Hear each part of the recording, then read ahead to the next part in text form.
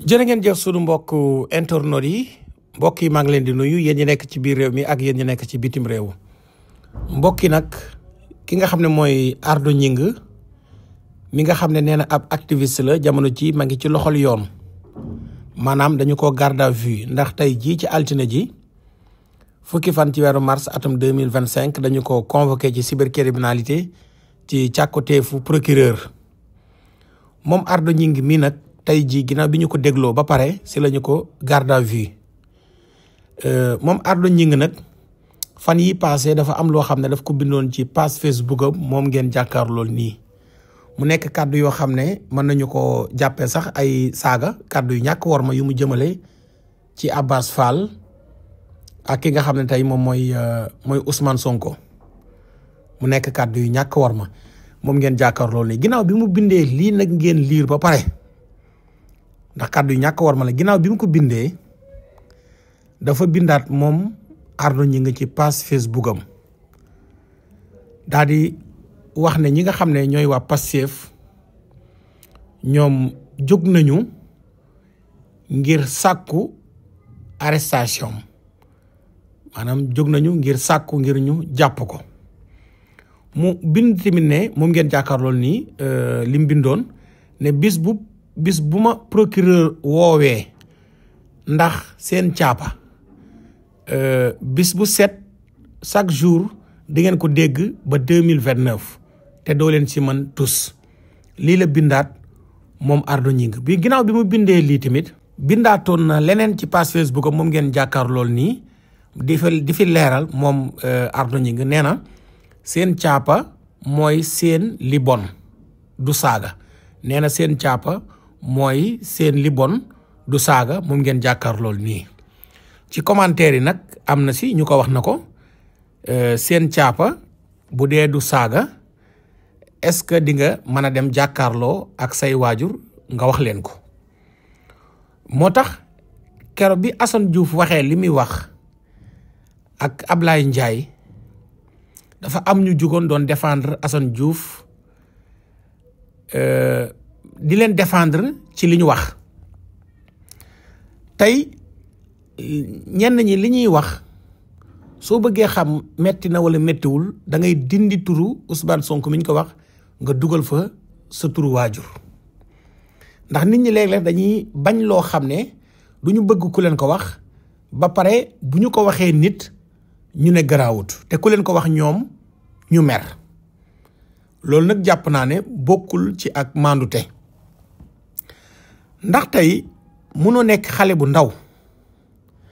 bëgg 24 heures sur 24 ngay wër ay plateau wala ngay bind ci sa page Facebook di saaga ay waajuru jàmbur ñu bari nag da ngay dégg ñu ne Ousmane Sonko ñi mu àndal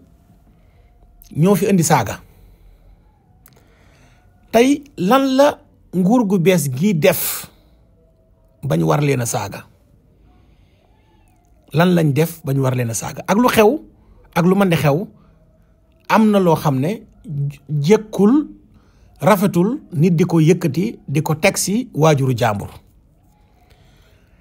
tey Pastef andiwuñ saaga ci réew mii di Sénégal suñ société bi sax société sénégalaise bi kër goo dem di nga fa dégg ay saaga waaye ci ëttu politique bi tey Souleymane Jules Diop kan moo ko jëli bi Macky Sall gagné kan moo ko def ministre boobu yàpp naa ne Ousmane Sonko kenn déggu ko ci lu jëm ci wàllum politique beneen bi ñi nga xam ne ñoo ànd ak Ousmane Sonko am na ci ñoo xam ne liy tax ñu saaga la maanaam dañuy fayu aw saaga ndax bu dee da ngaa toog ci plateau télé wala ci rajo bi yow yaa am possibilité toog ci télé bi nga saaga seen leader wala nga boole xale yi Pastef yëpp daggal leen saaga wax leen xas leen mais ñooñu dañuy commentaire fayu ñi ci mën a def live fayu ndax yaa leen saaga ñu fayu waaye tey amul benn yoon bu Ousmane Sonko taxawee wax ne saaga leen diw wala moom mu yëkkati ay kàddu saaga nit lim yàgg a wax te ñu mën koo seede mooy kuy saaga bokkoo ci man kuy saaga kilifa diine bokkoo ci man mais dafa am benn campagne de diabolisation boo xam ne jamonoy Macky Sall defoon nañ ko ci Ousmane Sonko bëgg a gëmloo àdduna bi ka ne Ousmane Sonko ñi mu àndal dañuy saaga kilifa diine yi. amaana sax ay nitu Macky Sall mën nañoo jël ay profilu Facebook def ci photo Ousmane Sonko ba pare di saaga kilifa diine yi bu ko defee ñu ne ñoom Ousmane Sonko lañ. moo tax mbir moomu dafa jar a teey léegi nag ñi nga xam ne tey ñooy opposé mën nañu opposé ndax opposition mënut a ñàkk mais nga opposé si ay idée ay xalaat bu la neexee tamit nga préféré saaga mais boo préféré saaga tamit loolu ci man di fekk nga assumer ko. kon Ardo Gningue mi ma ngi ci ab garde à vue amaana suba mën nañu prolonger garde à vue bi wala ñu dem présenter ko procureur amul jot ñu def retour de parquet procureur tamit suba mën naa am jot déglu ko bu ko dégloo mën na ko def mandat dépôt mën na ko def contrôle judiciaire may ko liberté provisoire loolu lépp moo ci mën a am. ci fàttali Moustapha Sarr mi fi yëkkati fan yi ay kàddu di saaga ci Touba moom tim ma ngi ci loxol yoon ki nga xam ne mooy Ablaye Ndiaye yëkkati woon fi kàddu yu ñàkk worma jamono ji tëj nañ ko lu toll si juróom-benni weeri kaso. li ma gëm mooy nit ki mën na opposé te bàyyi saaga yi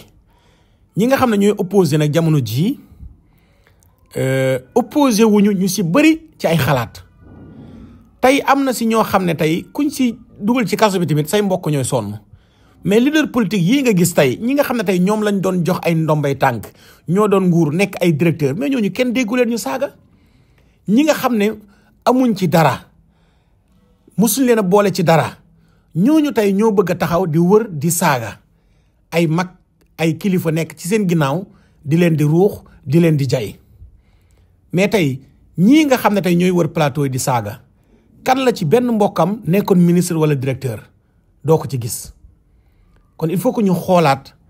seen bopp li ñuy def ñu ànd si ak xel